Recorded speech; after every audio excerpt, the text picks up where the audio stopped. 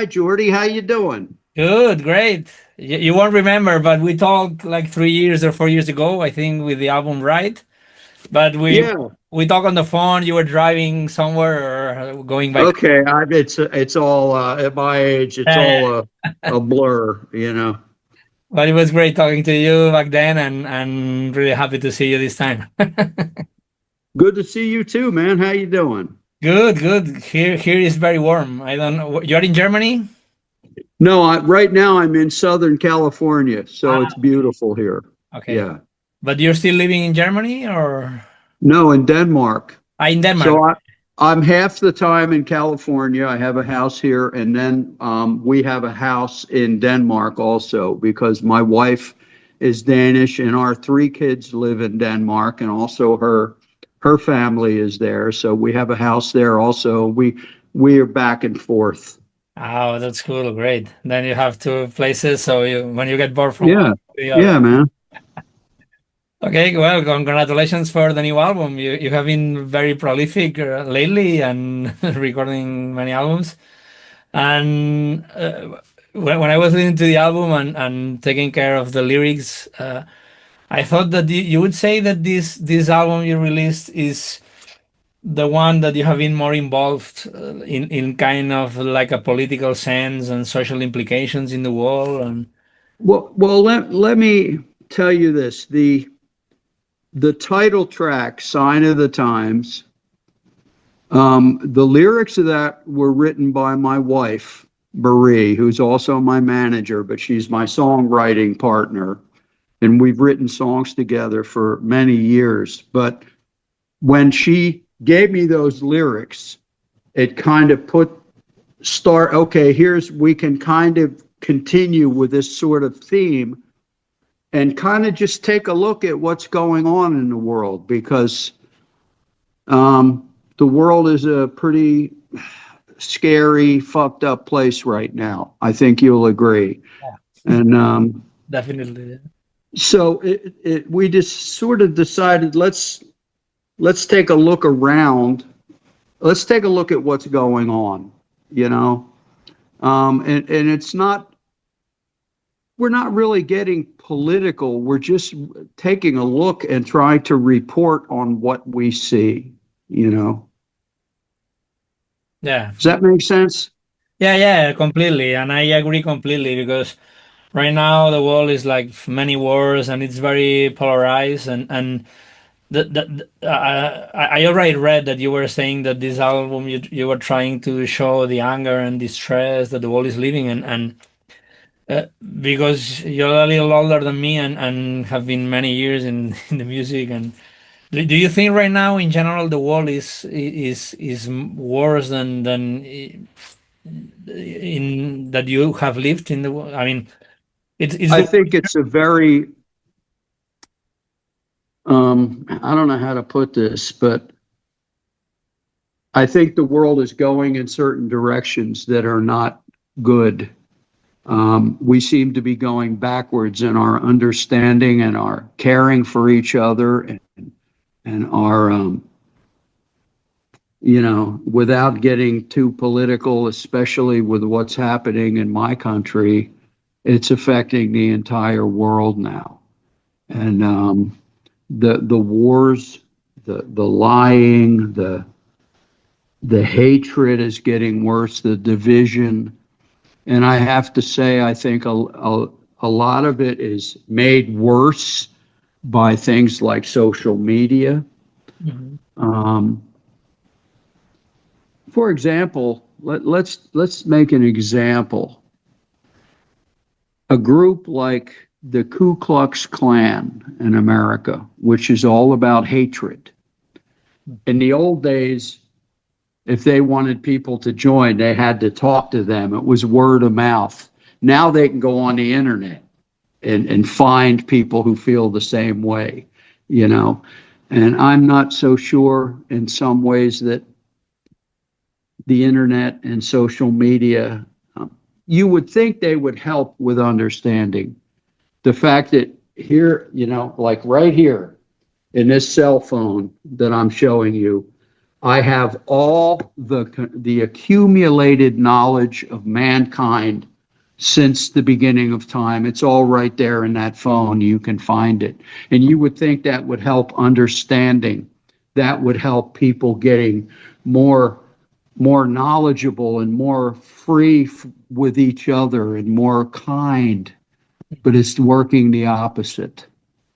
Yeah, well, I mean, I guess this goes along with the more how you say, the more information we have, the less culture we have, because we listen and everything, but we don't read more books like anymore. We don't listen to Yeah, albums. So, yeah, and for musicians like you that you've been all your life, it's probably now much more difficult than before to get yeah, music played. yes. And it's everything is changing in the world. Um, I think the technology is expanding and growing at such a rapid pace that we as human beings cannot keep up with it. And things like AI scare the shit out of me. Um, like a friend of mine, here's an example, a friend of mine put out a song, and the way he promoted the song is he has videos of Barack Obama and Bill Clinton and Jack Nicholson and Warren Beatty and Scarlett Johansson and Katharine Hepburn, and they're all talking about his song. This song is such a great song, and they're there and they're talking about it, but it's fake. It's AI. So you can't trust any fucking thing you see anymore. You can't trust it. And that's what the opening song is about. I don't know what's real anymore.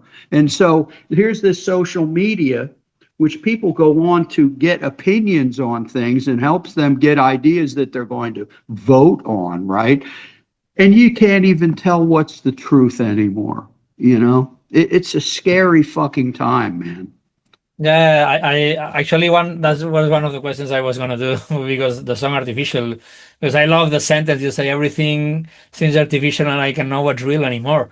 But for me also the terrible thing is that I just remember 2 years ago here in Spain there was like this hip hop or I don't know like electronic artist very famous that was doing a concert and all the vocals in the concert were from people that had recorded. And he was just like doing some DJs, and they Yeah. asked some young guy going out from the concert, and the guy from the media asked him, "Hey, do you agree to pay like 80 euros for a concert and all the vocals in the concerts were recorded?"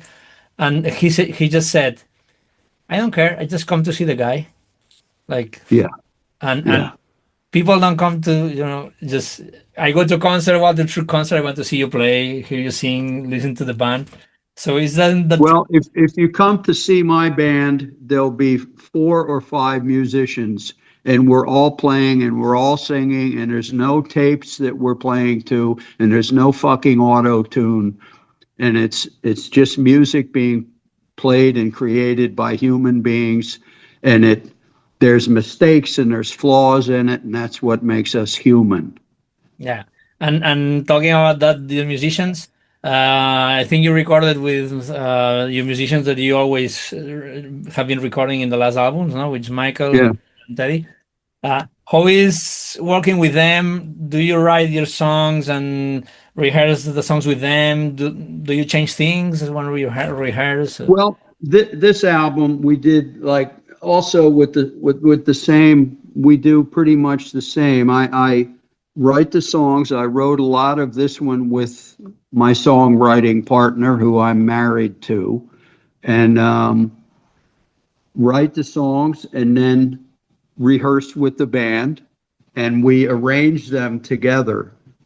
We rehearse and I say, here's how the song goes, and we just start playing it. And as we play it and we keep playing it, it evolves and it develops into something. Hmm. And then we can go in the studio and really all set up in the same room, looking at each other and playing the song. And at least then we have the basics We have the bass, the drums, the guitar, the keyboards, the vocals. And then if I want to go and change a guitar part or change some lyrics or do something like that, or add a keyboard part, like we might hear a song go, man, this song needs piano. Why don't you play piano on it? And the songs evolve as you record them. But that's how I've done every album. Hmm. And also, talking about, I think J.J. Blair was the guy who mixed, the producer who mixed the album. Yes. And this album is kind of like tough and strong and raw. You were guys looking for that special sound, or it just came out naturally? How was it? Um, well, we heard about J.J. Blair because he had mixed the record that my keyboard player had done. And we sent him the title track, Sign of the Times, and just to see what he could do. Say, what can you do with this song? And he mixed it, and he sent it back, and we went, fuck, man, that's it. And he mixed the whole thing in 3.5 days, the whole album. And I think he really gave the album a vibe. Do you know what I mean by that? Yeah, It's yeah, got yeah. a vibe to it. It's got a certain feel to it. Yeah, actually, in that song, "Sign of the Times," you start with like a riff that the guitar sound is like very broken, like you're using fuzz or something like that effects. And I kept thinking like the sound is very broken. The songs talking about the broken wall, no? Where the wall is very broke. But and that's this thing that the more broken are the feelings and the things, sometimes the better music comes out of it, especially with the blues. Yeah. So can you talk? Do you feel like when you talk about something that it's terrible, it comes the better music out of you? Oh, of course. Of course. I think, for example, I think since I had my illness 11 years ago and I had a liver transplant and I was close to death, I think I've made now 8 albums since then. And I think I've had more to put into it. I've had more to say, both with the lyrics, both with the music, both with the guitar playing. I think it's added something to the music to go through an experience like that, you know? And also, say, the guitar sound on Sign of the Times, because the song is about the dysfunction in the world and about bad things that are going on in the world, the wars and the division. And so that guitar sound needed to be nasty. Mhm. And so a couple days before I recorded that guitar, I was listening to Rage Against the Machine, you know. I wanted it to kind of have something like that, like Tom Morello, you know. Yeah, nice.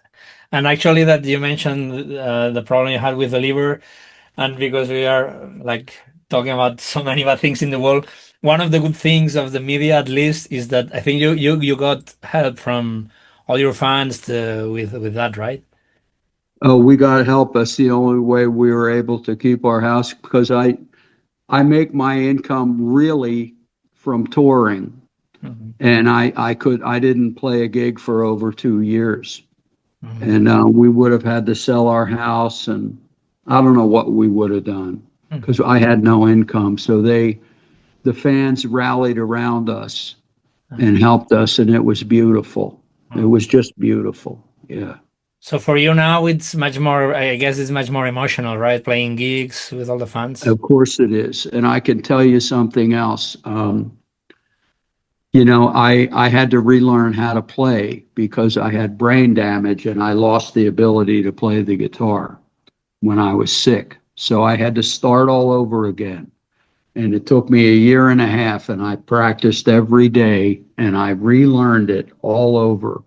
And what I realized then was I had been at this for 40 years, 45 years, and I'd played 10,000 gigs. And I realized that I used to be on stage playing a gig with somebody like John Mayall, Hmm. and I would take it for granted. I'd be up there playing with John, and I'd be looking at my watch, wondering when I could go to my hotel room and watch TV, you know. And I thought I took it for granted. But the fact that it was taken from me and I had to fight to get it back, I don't take it for granted anymore. When I go up there to play now, I give it everything I have every night, whatever shape I'm in. If I'm tired or if I'm ill, I'm going to give it everything I've got every night. That reminds me, I think Pat Martino, the jazz guitarist, had the same. He had to relearn Yes, again. And exactly. He was from Philadelphia. and you and I, him. I I grew up in Philadelphia, and he was from Philadelphia, and he was our local guitar hero. And I used to see him play in little clubs in Philadelphia. He was incredible. Yeah. And he had to learn all over again, and he did, and he got great, you Yeah, know? that was I was going to mention that you both relearned and you play better than ever. So that's Yeah, he amazing. had to do the same thing. Yeah. Oh, wow, yeah, that's I see, since I had to relearn, I also approach it differently than I used to. I want the playing to say something. I want it to tell a story, because you can go on YouTube now and you can see a 10-year-old kid playing like Yngwie Malmsteen or Eddie Van Halen. There's amazing technical guitar players all over the world now that put Eric Johnson to shame, right? But I want the playing to tell a story. I think instead of thinking of some technical wizard, I think of somebody like Jeff Beck, who is my favorite, but he never even, and this is in quotes, he never shredded. He never played at the speed of light. He wasn't Sean Lane or somebody, right? But everything he played told a story. It made a statement, and that's what I want to do now. Yeah, but I think what you mentioned, all these names you're mentioning, that even the guys like are ultra technical, like you know, you mentioned Sean Lane, Eric Johnson, Malmsteen, Steve Vai, all these people, they even had their own sound and their personality. I think that right now Yeah, the young cats, they miss personality and sound, because I see them play a lot of notes, but they play like with a digital, you know, plugin, and there's no sound, yeah. no. I mean, yeah, they play notes, but you listen Eric Johnson and he has a great sound, and Steve. Oh, he has a great sound, and he has something that he developed, that he invented, and that's his thing. So yeah, he's incredible. I'm not saying a bad thing about any of those guys.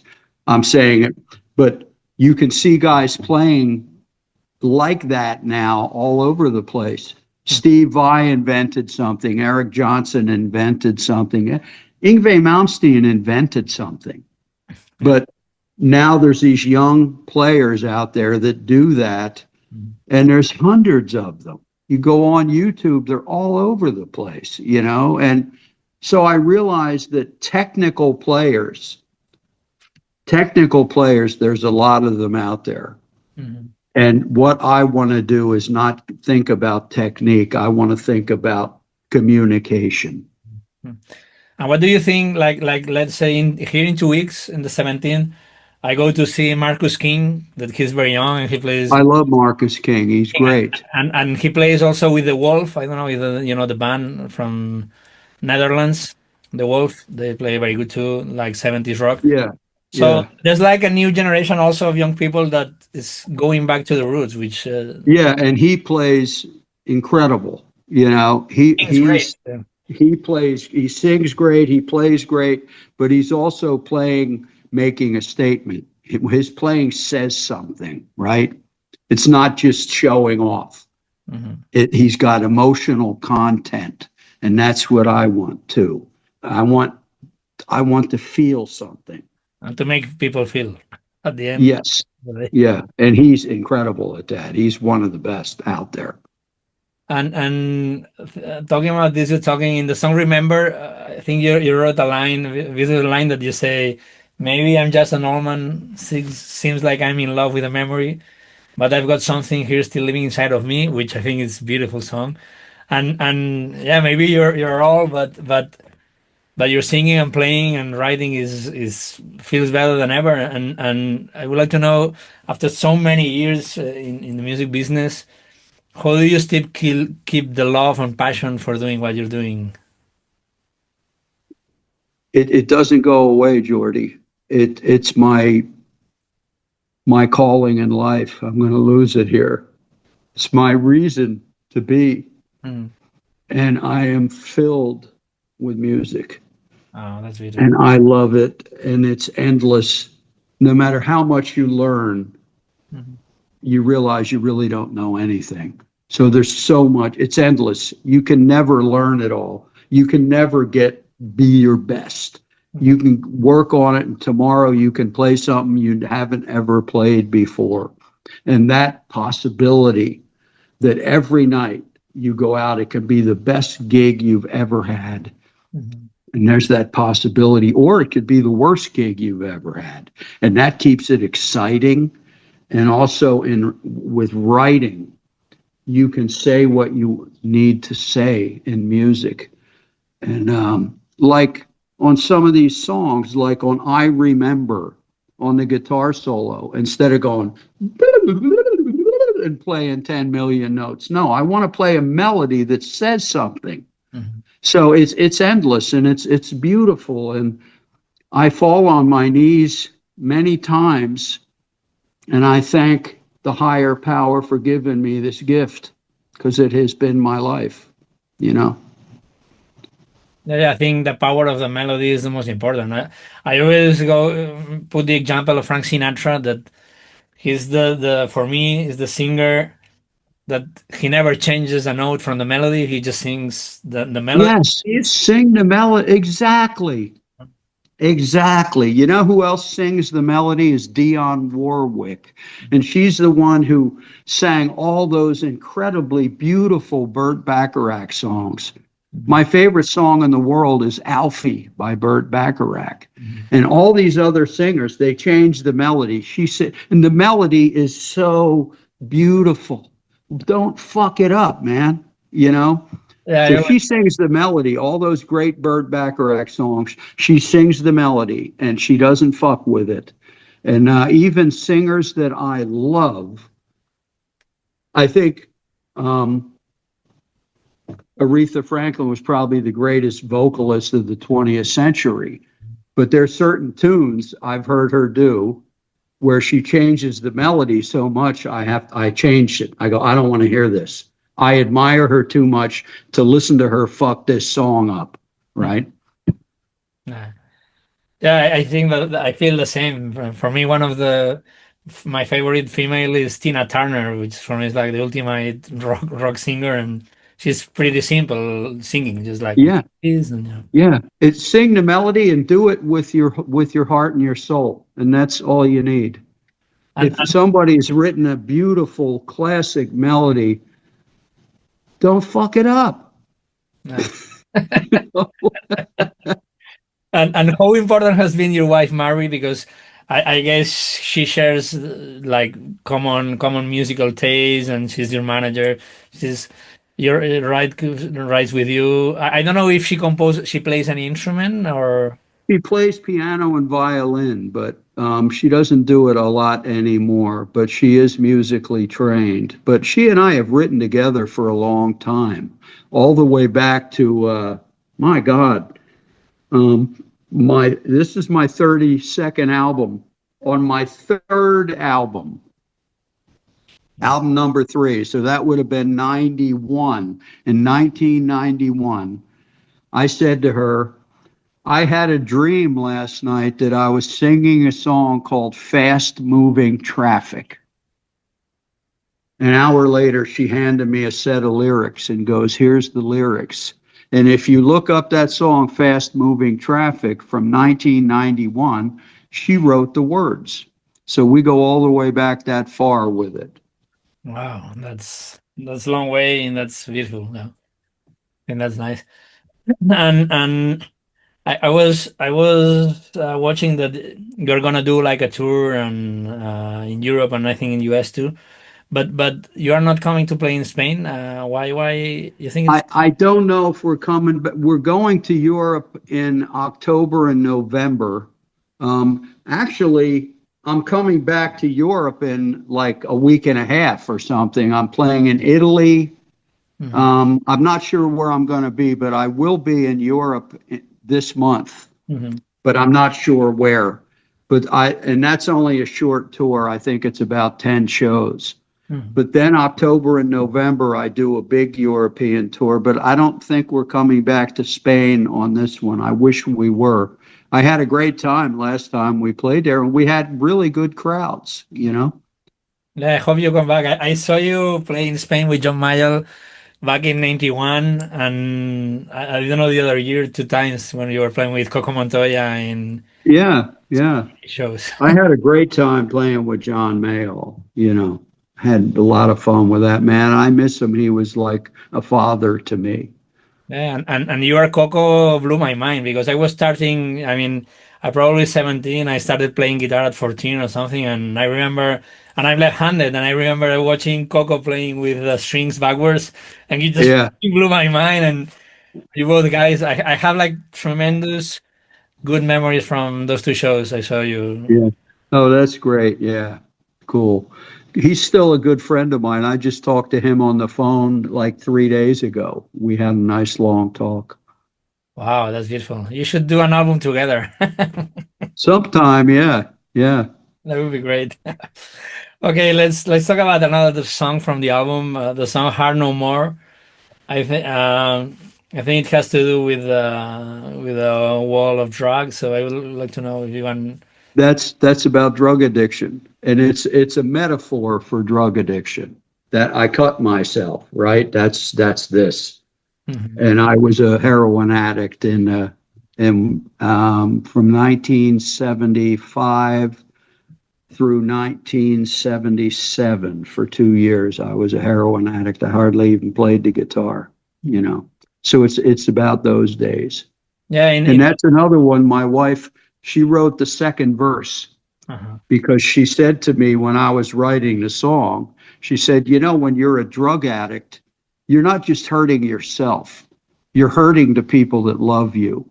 So if you listen to the lyrics of that, the second verse is about, then I saw the faces of the ones that really care. I finally opened up my eyes and I could see them there. And I told them, I don't want to hurt nobody. That's her verse, you know? Yeah, I remember in the last time I talked to you, we talk about when you told me about that when you had this period that you went into drugs, that you Carlos Santana was very helpful for you. So, and I'd Yeah. like to know what would you say to young people that might be starting in music business and they feel, because there's kind of some hype with the drugs and music and rock and roll and sex drugs and everything. But from my point of view, from someone like you that has, you have been living many years and have gone through this, what advice would you tell, to young people that? I would tell them this. I think it is a myth. It is a lie that drugs will make you more creative, for example. I think that's bullshit. I think your creativity lives in your heart and soul. And I think drugs kind of can even put up a wall between your heart and your ability to express yourself. They make you dull, they make you numb. Also, these days, it's very scary because with fentanyl, you're most likely going to end up killing yourself, you know. But it all it's only going to hold you back if you are trying to be an artist and a musician, and you especially if you want to do that for your life, Mhm, it's only going to hold you back. It's not going to help you, and it's very, very it's evil stuff. mhm. It's evil shit. And on July the 9th, in a few days, I'm going to hit 38 years sober. Mhm. Wow. Now that you mentioned the fentanyl, which is like a pretty like big thing in US, I was 3 years ago in LA, and my band and I, because Kenny Aronoff, the drummer, was recording some tracks for us. and I got like, I mean, it was incredible how many people was in the streets like with drugs and everything. And do you think I have the feeling that right now that with the social media and like all the artists they play in big stadiums, like the mainstream musicians and artists, they don't get involved in trying to send good message to people about like not taking drugs or like about politicals, about being more responsible. While I feel that in the 60s and 70s, like all the bands and musicians were more political, they tried to make the revolutions. And I don't know, what do you have any feeling about that? Well, the 60s were very different times, you know, and the whole drug thing really started in the 60s with guys smoking pot and taking LSD. And it was a different time. And there was the civil rights movement in America, and there was the Vietnam War, and there was so much social upheaval. And and the hippies had a beautiful philosophy: love each other, be kind, peace. But where they went wrong was the drugs, the pot turned into heroin and cocaine, and then it became evil, and then it became they became gangsters, and so much for peace and love, you know. Now I do have a problem in that I have another interview in 1 minute. Okay, don't worry. It's been a real pleasure. And if you want to keep going sometime, we could do this again, but not today, okay? So if you set it up with the guy, I enjoy talking to you, Okay. and we could keep going. Oh, I would love to, Um, and I would love to send you my music so you do if you feel I'd love to hear it, man. So set up another day that we can do this, and I'd be happy to continue the conversation.